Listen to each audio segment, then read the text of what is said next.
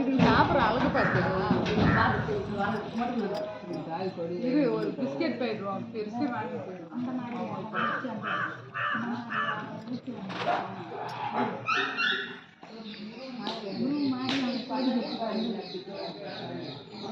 வள்ளியல் பண்ணுறதுக்கு அவர் போட்டுனாங்க வேடம்.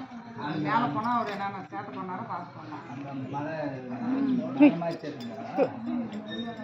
ஐயர் மாதிரி வர்றது, அம்பு எடுத்து வெளியே விடுறதுக்கு அது மாதிரி வர்றது, அந்த வேஸ்டில் வந்து அவர் நடக்க முடியும்.